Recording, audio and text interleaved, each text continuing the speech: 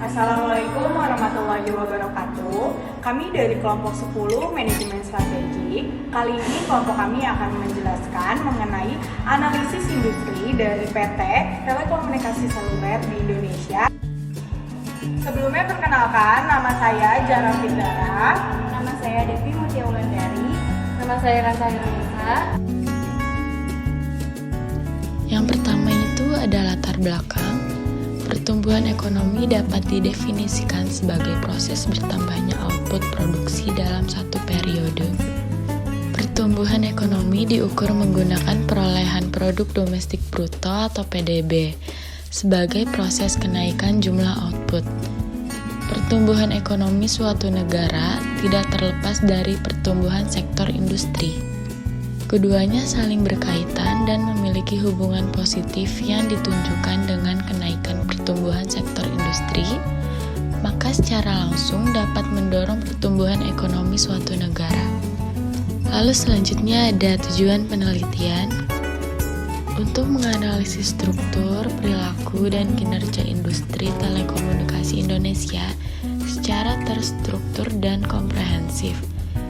Struktur pasar akan dilihat dari jumlah pelanggan, market share antar operator, serta entry barrier. Lalu di sini ada metode penelitian. Metode penelitian yang digunakan di sini merupakan analisa deskriptif dan kualitatif dengan menggunakan data sekunder. Hasil penelitian menunjukkan bahwa struktur pasar pada industri telekomunikasi dalam hal ini adalah provider. Telepon seluler di Indonesia adalah jenis pasar oligopoli ketat. Perilaku industri yang tercermin pada strategi produk menunjukkan bahwa inovasi merupakan hal penting dalam industri telekomunikasi.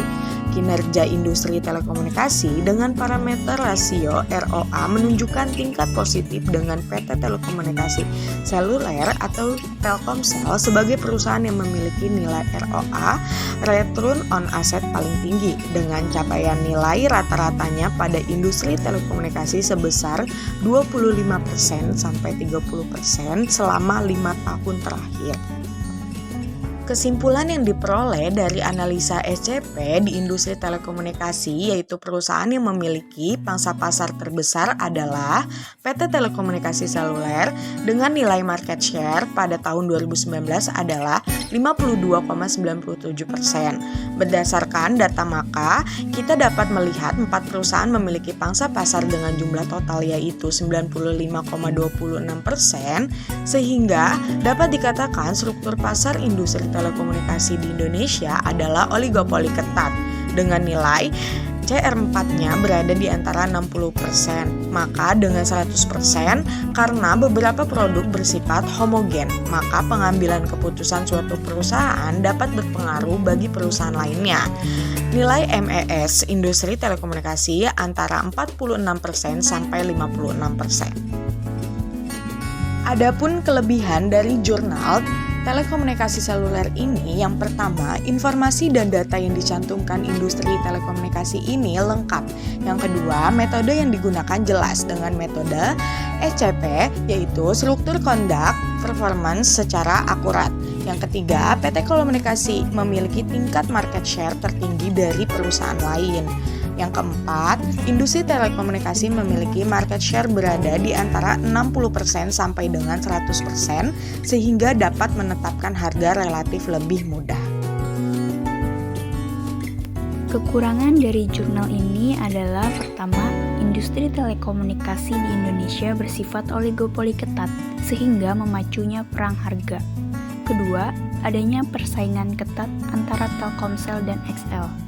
Ketiga, biaya untuk layanan ini cukup mahal karena selain faktor teknologi, juga jarak yang cukup jauh dan kondisi lapangan yang cukup berat.